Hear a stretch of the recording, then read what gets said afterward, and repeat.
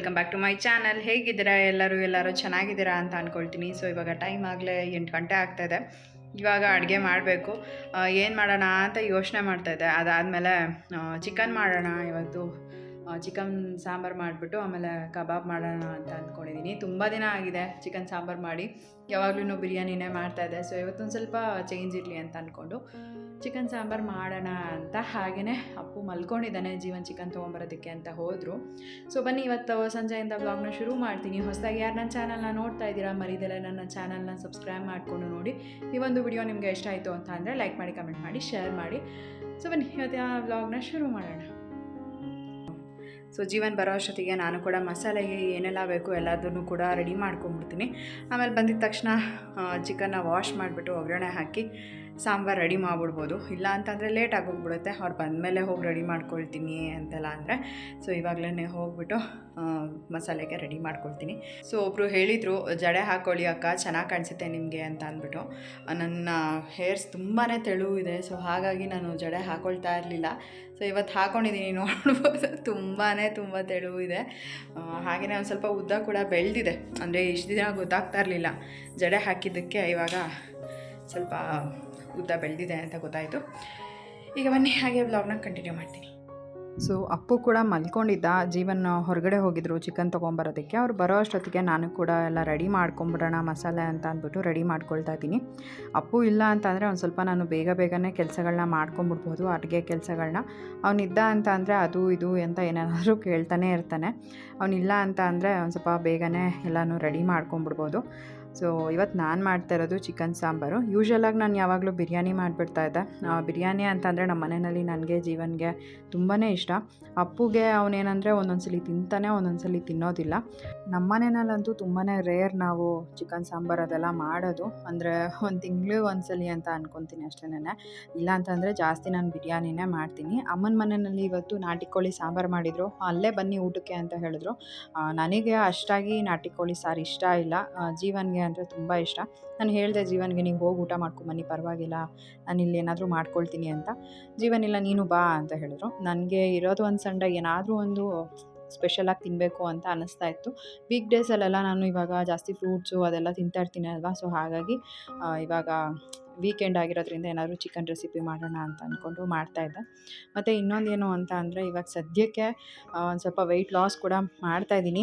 ಪರವಾಗಿಲ್ಲ, ಒಂದು ಒಳ್ಳೆ ರಿಸಲ್ಟ್ ಸಿಗ್ತಾ ಇದೆ. ಫಸ್ಟೆಲ್ಲ ಹರ್ಬಲೈಫ್ ತೊಗೊಳ್ಳುವಾಗ ಬೇಗನೆ ವೆಯ್ಟ್ ಲಾಸ್ ಆಗ್ತಾಯಿತ್ತು. ಬಟ್ ಇವಾಗೇನಂತಂದರೆ ನಾನು ಫ್ರೂಟ್ಸು, ವೆಜಿಟೇಬಲ್ಸು ಇದನ್ನೆಲ್ಲ ಸ್ವಲ್ಪ ಜಾಸ್ತಿ ತಿಂತಾಯಿದ್ದೀನಿ ಅಲ್ವಾ. ಒಂದು ಸ್ವಲ್ಪ ರಿಸಲ್ಟ್ ಕಡಿಮೆನೇ, ಬಟ್ ನನಗೆ ನಿಜವಾಗ್ಲೂ ಸ್ಯಾಟಿಸ್ಫ್ಯಾಕ್ಷನ್ ಇದೆ ಅಂತ ಹೇಳ್ಬೋದು. ಮತ್ತು ಏನು ವಾಕಿಂಗ್ ಎಲ್ಲ ಪ್ರತಿದಿನ ಮಾಡ್ತಾಯಿದ್ದೆ. ಇವಾಗ ಒಂದು ಸ್ವಲ್ಪ ಕಡಿಮೆ ಆಗಿದೆ ಅಂತ ಹೇಳ್ಬೋದು. ಅಷ್ಟಾಗಿ ವಾಕಿಂಗಿಗೆ ಕೂಡ ಹೋಗೋದಕ್ಕೆ ಆಗ್ತಾಯಿಲ್ಲ. ಯಾವಾಗ ನನಗೆ ಫ್ರೀ ಇರುತ್ತೆ ಆವಾಗ ನಾನು ವಾಕಿಂಗ್ ಮಾಡ್ತೀನಿ. ಮತ್ತು ತುಂಬ ಜನ ಕೇಳ್ತಾ ಇರ್ತೀರಾ, ಯಾಕೆ ನೀವು ರೆಗ್ಯುಲರಾಗಿ ವ್ಲಾಗ್ಸ್ ಹಾಕೋದಕ್ಕೆ ಆಗ್ತಾಯಿಲ್ವಾ, ಅಥವಾ ಏನಾದರೂ ಬಿಟ್ಬಿಡ್ತಾ ಇದ್ದೀರಾ ಯೂಟ್ಯೂಬ್ ಅಂತೆಲ್ಲ. ಖಂಡಿತವಾಗ್ಲೂ ಬಿಡಬೇಕು ಅನ್ನೋ ಇಂಟೆನ್ಷನ್ ಇಲ್ಲ. ಖಂಡಿತ ಹಾಕಬೇಕಂತಲೇ ಇರೋದು. ಬಟ್ ಒಂದೊಂದು ಸಲ ಅನಿಸುತ್ತೆ ಹಾಕೋಣ ಅಂತ. ಒಂದೊಂದು ಸಲ ಇಲ್ಲಿ ಕೆಲಸ ಏನಾದರೂ ಇದ್ದಾಗ ಅಥವಾ ಏನಾದರೂ ಟೆನ್ಷನ್ ಇದ್ದಾಗ ನನಗೆ ವ್ಲಾಗ್ ಮಾಡೋದಕ್ಕೂ ಮನಸ್ಸಿರಲ್ಲ, ಎಡಿಟ್ ಮಾಡಿ ಅಪ್ಲೋಡ್ ಮಾಡೋಕ್ಕೆ ಇನ್ನೂ ಮನಸ್ಸಿರಲ್ಲ. ಸೊ ಈ ರೀತಿಯಾಗಿ ಆಗುತ್ತೆ, ಅರ್ಥ ಮಾಡ್ಕೊಳ್ತೀರಾ ಅಂತ ಅಂದ್ಕೊಳ್ತೀನಿ. ನಾನು ಲಾಸ್ಟ್ ವ್ಲಾಗ್ನಲ್ಲಿ ಕೂಡ ಅದಕ್ಕೆ ಆನ್ಸರ್ ಮಾಡಿದ್ದೆ. ಬಟ್ ತುಂಬ ಜನ ಅಕ್ಕ ನೀವು 2 ದಿನ ವ್ಲಾಗ್ ಹಾಕ್ತೀರಾ, ಮತ್ತೆ ನೀವು ಹಾಕೋದೇ ಇಲ್ಲ, ಯಾಕೆ ಹಿಂಗೆ ಮಾಡ್ತಾಯಿದ್ದೀರಾ ಅಂತ ಕೇಳ್ತಾ ಇದ್ರಿ. ಸೊ ಹಾಗಾಗಿ ಹೇಳ್ತಾ ಇದ್ದೀನಿ. ಆ ವಿಡಿಯೋನಲ್ಲಿ ಕೂಡ ಕ್ಲಾರಿಟಿ ಕೊಟ್ಟಿದ್ದೆ, ಹಾಗೆಯೇ ಈ ಒಂದು ವಿಡಿಯೋನಲ್ಲಿ ಕೂಡ ಅದನ್ನೇ ಹೇಳ್ತಾ ಇದ್ದೀನಿ. ಸೊ ಜೀವನ್ ಕೂಡ ಚಿಕನ್ ತೊಗೊಂಡು ಬಂದರು. ಅವ್ರು ಬರೋ ಅಷ್ಟೊತ್ತಿಗೆ ನಾನು ಕೂಡ ಮಸಾಲೆಗೆಲ್ಲ ರೆಡಿ ಮಾಡ್ಕೊಂಬಿಡೋಣ ಅಂತ ಅಂದ್ಕೊಂಡೆ. ಬಟ್ ಆಗಲಿಲ್ಲ.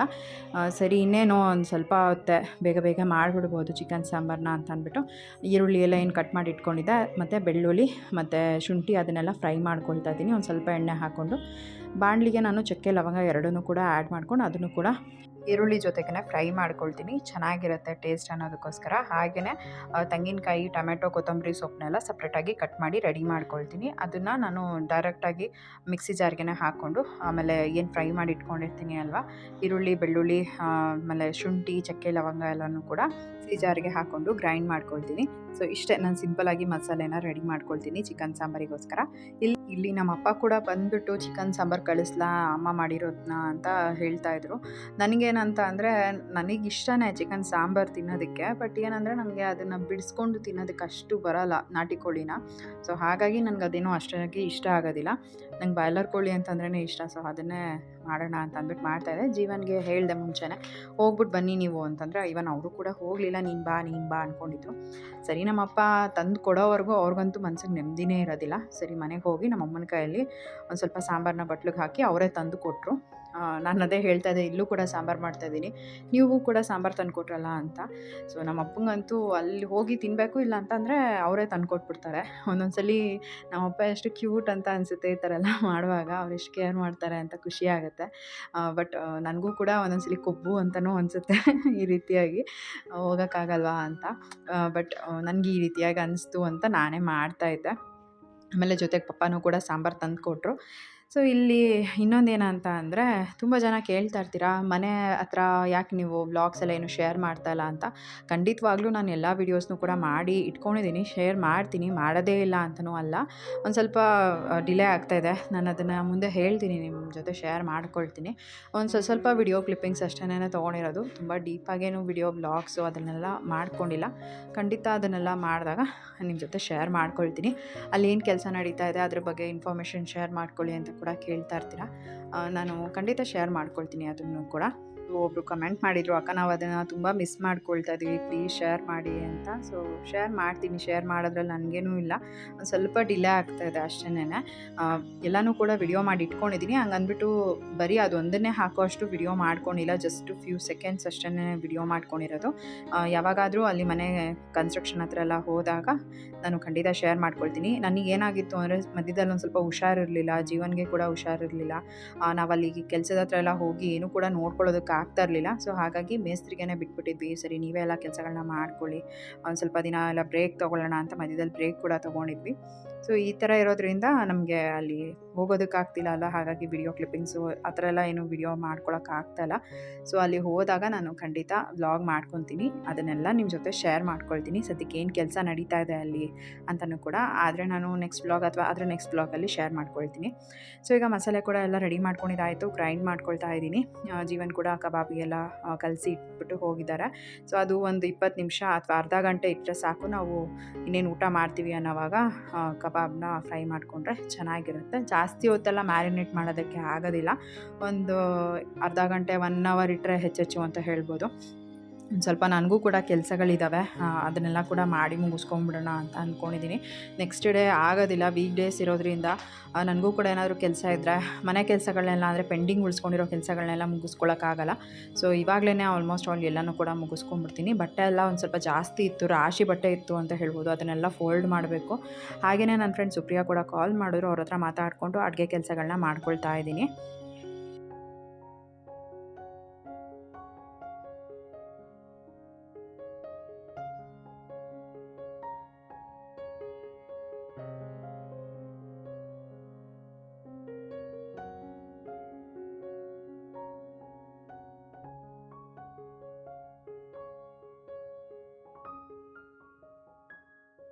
ಸೊ ತುಂಬ ಜನ ಕೇಳ್ತಾ ಇದ್ರಿ, ಏನಂತ ಅಂದರೆ ಪ್ರಿಯಾಂಕಾ ಪ್ರೆಗ್ನೆಂಟಾ ಅಂತ. ಹಾಗೆಯೇ ಇನ್ನೂ ಒಂದಷ್ಟು ಜನ ಕೇಳ್ತಾಯಿದ್ರು, ನೀವು ಪ್ರೆಗ್ನೆಂಟಾ ಅಂತ.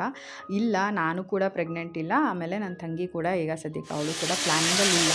ಫ್ಯೂಚರಲ್ಲಿ ಅವ್ರು ಪ್ಲ್ಯಾನಿಂಗ್ ಮಾಡಿದಾಗ ಅವ್ರು ಪ್ರೆಗ್ನೆಂಟ್ ಇದ್ದರೆ ಖಂಡಿತವಾಗ್ಲೂ ಆ ಒಂದು ಬಿಸ್ನೆಸ್ನ ನಿಮ್ಮ ಜೊತೆ ಶೇರ್ ಮಾಡ್ಕೊಳ್ತೀನಿ. ಸೊ ರಿಪೀಟೆಡ್ಲಿ ಕೇಳ್ತಾನೆ ಇದ್ರಿ, ಪ್ರಿಯಾಂಕನ ನೋಡಿ, ಆಮೇಲೆ ನಾನು ಏನಾದರೂ ನೋಡಿ ಕೇಳ್ತಾ ಇದ್ರಿ ಅಂತ ನಾನು ಅಂದ್ಕೊಂಡೆ. ಸೊ ಇಬ್ಬರು ಕೂಡ ಪ್ರೆಗ್ನೆಂಟ್ ಏನಿಲ್ಲ. ಆ ಥರ ಇಫ್ ಇನ್ ಕೇಸ್ ಏನಾದರೂ ಗುಡ್ ನ್ಯೂಸ್ ಇದ್ದರೆ ಖಂಡಿತ ಶೇರ್ ಮಾಡ್ಕೊಳ್ತೀನಿ. ನಿಮ್ಮ ಜೊತೆ ಶೇರ್ ಮಾಡ್ಕೊಳ್ದಂತೆ ಇನ್ಯಾರ ಹತ್ರ ಶೇರ್ ಮಾಡ್ಕೊಳ್ಳೋದು ಅಲ್ವಾ. ಸೊ ಆ ರೀತಿಯೆಲ್ಲ ಏನೂ ಇಲ್ಲ ಸದ್ಯಕ್ಕೆ. ಇವಾಗ ಜೀವನ್ ಕೂಡ ಬಂದರು. ಅವರು ಕೂಡ ನನಗೆ ಒಂದಷ್ಟು ಹೆಲ್ಪ್ ಎಲ್ಲ ಮಾಡಿಕೊಡ್ತಾ ಇರ್ತಾರೆ ಮನೆಯಲ್ಲಿ.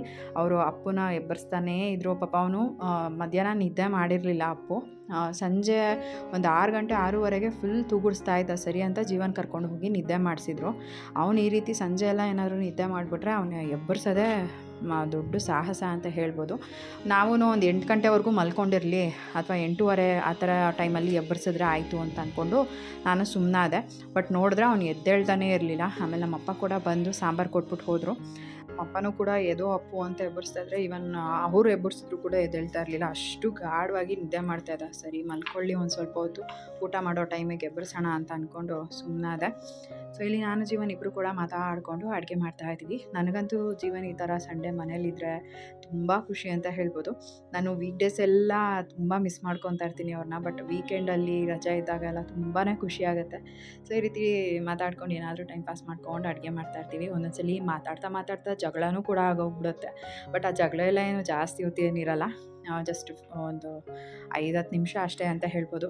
ನಾವು ಅಷ್ಟೊಂದು ಜಗಳಗಳನ್ನೆಲ್ಲ ಡ್ರ್ಯಾಗ್ ಮಾಡ್ಕೊಂಡೆಲ್ಲ ದೊಡ್ಡ ಜಗಳ ಆ ಥರ ಎಲ್ಲ ಏನು ಮಾಡೋದಿಲ್ಲ. ಒಂಥರ ಚೆನ್ನಾಗಿರುತ್ತೆ. ವಾದ ವಿವಾದಗಳಿದ್ರೇ ಅಲ್ವಾ ಗಂಡ ಹೆಂಡತಿ ಅಂತ ಹೇಳೋದು. ಇಲ್ಲ ಅಂತಂದರೆ ಒಂಥರ ಬೋರಿಂಗ್ ಲೈಫ್ ಆಗೋಗ್ಬಿಡುತ್ತೆ. ಇಲ್ಲಿ ನಾವಿಬ್ಬರು ಹಾಗೆ ಆಯಿತು. ಇಬ್ಬರು ಚೆನ್ನಾಗಿ ಮಾತಾಡ್ತಾ ಇದ್ವಿ. ಮಾತಾಡ್ತಾನೇ ಜಗಳನೇ ಆಗೋಯಿತು.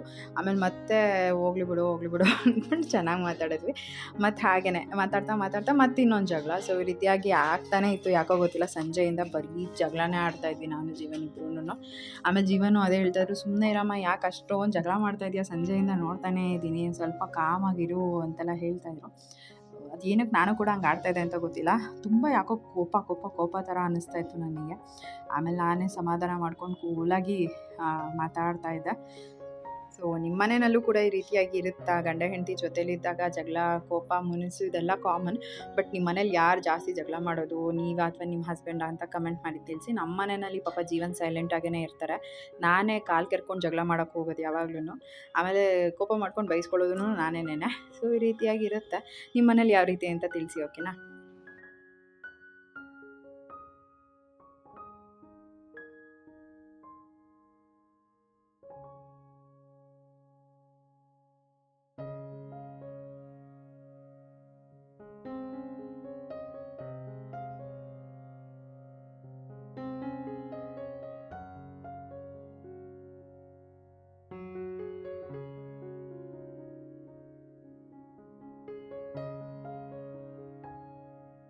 ಸೊ ಚಿಕನ್ ಸಾಂಬಾರು ಮಾಡಿದ್ದಾಯಿತು. ಹಾಗೆಯೇ ಇವಾಗ ಅನ್ನಕ್ಕೆ ಕೂಡ ಇಡ್ತಾಯಿದ್ದೀನಿ. ಜೀವನ್ಗೆ ಕೇಳಿದೆ ಮುದ್ದೆ ಮಾಡಲಾ ಅಂತ. ಅವರು ಬೇಡ, ರೈಸೇ ಸಾಕು ಅಂತ ಹೇಳಿದ್ರು.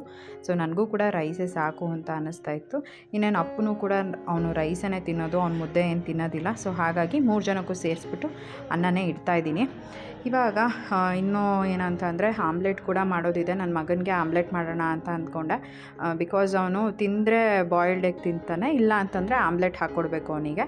ಅವನು ಚಿಕನ್ ಪೀಸ್ ಎಲ್ಲ ತಿನ್ನೋದು ಜಾಸ್ತಿ ಏನು ತಿನ್ನಲ್ಲ, ಸ್ವಲ್ಪನೇ ತಿನ್ನೋದು. ಸೊ ಹಾಗಾಗಿ ಅವನಿಗೆ ಒಂದು ಆಮ್ಲೆಟ್ ಹಾಕ್ಕೊಡೋಣ ಅಂತ ಅದೊಂದು ಬಾಕಿ ಇದೆ. ಅದಿನ್ನೇನು ಊಟ ಮಾಡೋಕ್ಕೆ ಹೋಗ್ತಾಯಿದ್ದೀವಿ ಅನ್ನೋವಾಗ ಅದೊಂದು ಹಾಕಿದರೆ ಆಯಿತು. ಸೊ ಈಗ ಅನ್ನಕ್ಕೆ ಇಟ್ಬಿಟ್ಟು ಅದಾದಮೇಲೆ ನಾನು ಕೂಡ ಅಡುಗೆ ಮನೆ ಎಲ್ಲ ಕ್ಲೀನ್ ಮಾಡ್ಕೊಂಬಿಡ್ತೀನಿ.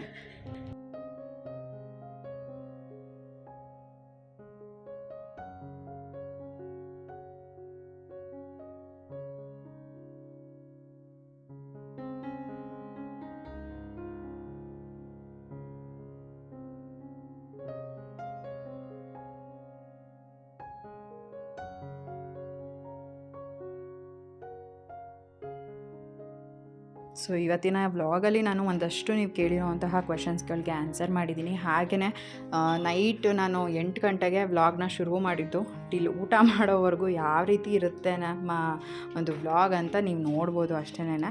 ಕೆಲವೊಮ್ಮೆ ನನಗೆ ವ್ಲಾಗ್ ಮಾಡೋಕ್ಕೂ ಕೂಡ ಇಂಟ್ರೆಸ್ಟ್ ಇರೋದಿಲ್ಲ. ಸೊ ನಾನು ಹೇಳಿದ್ದೆ, ನಿಮಗೆ ಪ್ರಾಮಿಸ್ ಮಾಡಿದ್ದೀನಿ ರೆಗ್ಯುಲರಾಗಿ ನಾನು ವ್ಲಾಗ್ ಹಾಕ್ತೀನಿ ಅಂತ. ಸೊ ಹಾಗಾಗಿ ಸರಿ ವ್ಲಾಗ್ ಹಾಕೋಣ, ಹಾಗೆಯೇ ನೀವು ಕೇಳಿರೋ ಅಂತಹ ಒಂದಷ್ಟು ಕ್ವೆಶನ್ಸ್ಗಳಿಗೆ ಉತ್ತರನ ಕೂಡ ಕೊಟ್ಟಂಗೆ ಆಗುತ್ತೆ ಅಂತ ಅಂದ್ಬಿಟ್ಟು ಈ ಒಂದು ವ್ಲಾಗ್ನ ನಿಮ್ಮ ಜೊತೆ ಶೇರ್ ಮಾಡ್ಕೊಳ್ತಾ ಇದ್ದೀನಿ.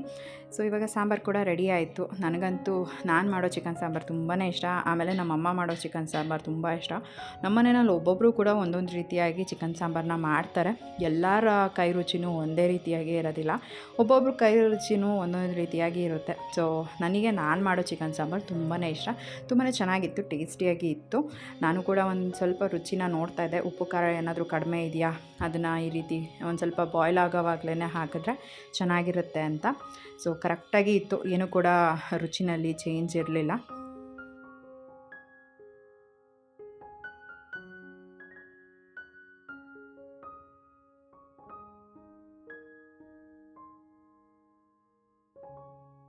ಸೊ ಅಪ್ಪುನ ಫೈನಲಿ ಎಬ್ಬರಿಸ್ಬಿಟ್ಟು ಕರ್ಕೊಂಬಂದು ಇಲ್ಲಿ ಸೋಫಾ ಮೇಲೆ ಮಲಗಿಸಿದ್ದಾರೆ ಜೀವನು.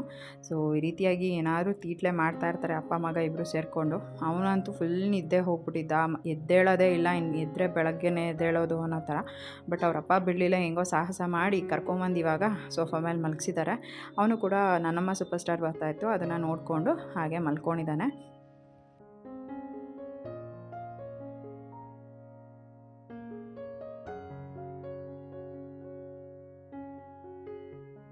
ಸೊ ನನ್ನ ಫ್ರೆಂಡ್ ಸುಪ್ರಿಯಾ ಕಾಲ್ ಮಾಡಿದರು. ಅಡುಗೆ ಕೆಲಸ ಎಲ್ಲ ಕೂಡ ಮುಗಿದಿತ್ತು ಅಲ್ವಾ, ಮಾತಾಡ್ಕೊಂಡೆ ಅವ್ರ ಹತ್ರ ನಾನು ಅಡುಗೆ ಕೆಲಸ ಎಲ್ಲ ಮಾಡಿ ಮುಗಿಸ್ಕೊಂಡೆ.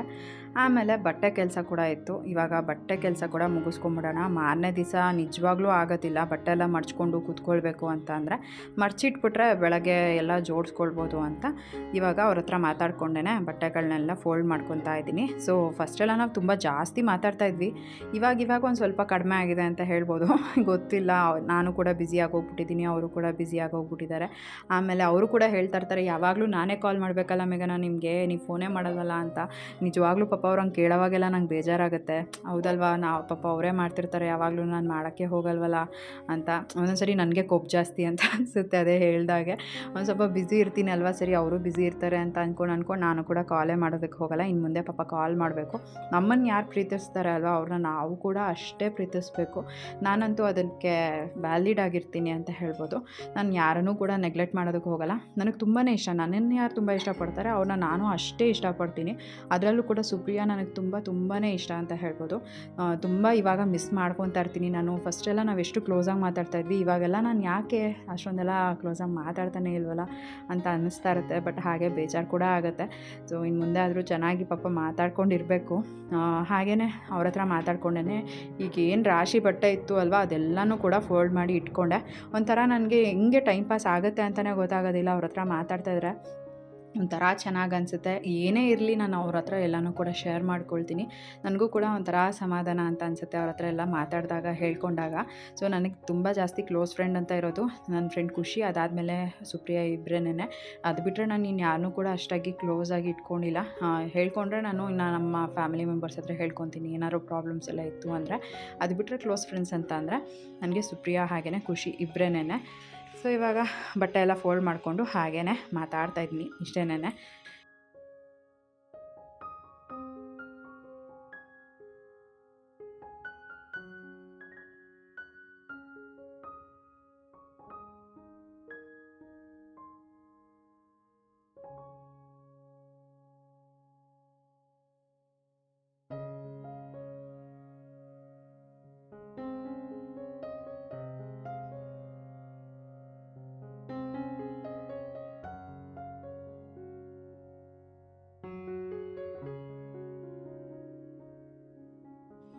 ಸೊ ನನ್ನಮ್ಮ ಸೂಪರ್ ಸ್ಟಾರ್ ಬರ್ತಾಯಿತ್ತು, ಆಮೇಲೆ ಗಿಚ್ಚಿ ಗಿಲಿ ಗಿಲಿ ಬಂತು ಶೋ. ಅದನ್ನೆರಡೂ ಕೂಡ ನೋಡ್ಕೊಳ್ತಾ ಇದ್ದೀನಿ. ಹಾಗೆಯೇ ಅವರು ಕೂಡ ಫೋನ್ ಕಟ್ ಮಾಡಿದ್ರು. ಸರಿ, ನನಗೂ ಕೂಡ ಇನ್ನೇನು ಇದೊಂದು ಸ್ವಲ್ಪ ಕೆಲಸ ಬಾಕಿ ಇದೆ ಅಲ್ವಾ, ಅದನ್ನು ಕೂಡ ಮುಗಿಸ್ಕೊಂಬಿಡೋಣ.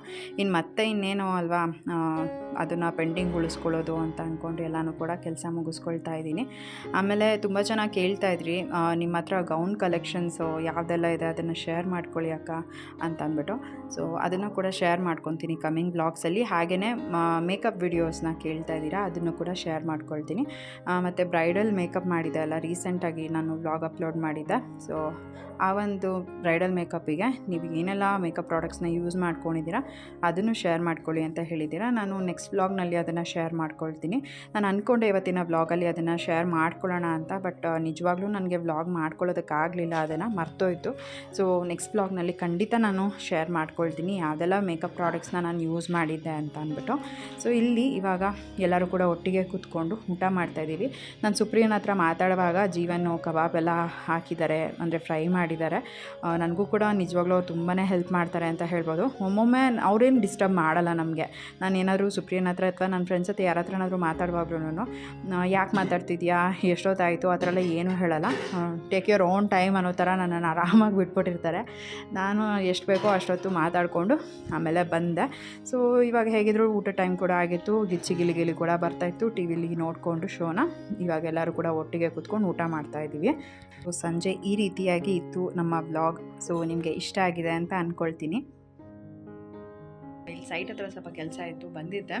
ತುಂಬ ದಿನವೇ ಆಗಿತ್ತು ಸೈಟ್ ಹತ್ರ ಬಂದೇ ಇರಲಿಲ್ಲ. ಹಾಗಾಗಿ ಸರಿ ಇಲ್ಲಿಂದನೇ ವ್ಲಾಗ್ನ ಎಂಡ್ ಮಾಡೋಣ ಅಂತ ಮಾಡ್ತಾಯಿದ್ದೀನಿ. ಸೊ ಇವತ್ತಿನ ಈ ಒಂದು ವಿಡಿಯೋ ನಿಮಗೆ ಇಷ್ಟ ಆಗಿದೆ ಅಂತ ಅಂದ್ಕೊಳ್ತೀನಿ. ಇವತ್ತಿನ ಈ ಒಂದು ವಿಡಿಯೋ ನಿಮಗೆ ಇಷ್ಟ ಆಗಿದ್ರೆ ಲೈಕ್ ಮಾಡಿ, ಕಮೆಂಟ್ ಮಾಡಿ, ಶೇರ್ ಮಾಡಿ. ಇನ್ನೂ ಯಾರು ನನ್ನ ಚಾನಲ್ನ ಸಬ್ಸ್ಕ್ರೈಬ್ ಮಾಡ್ಕೊಳ್ತೇನೆ ನೋಡ್ತಾ ಇದ್ದೀರಾ, ದಯವಿಟ್ಟು ನನ್ನ ಯೂಟ್ಯೂಬ್ ಚಾನಲ್ನ ಸಬ್ಸ್ಕ್ರೈಬ್ ಮಾಡ್ಕೊಂಡು ನೋಡಿ. ಸಿಗೋಣ ಮುಂದಿನ ವಿಡಿಯೋನಲ್ಲಿ. Thanks for watching. ಬಾಯ್.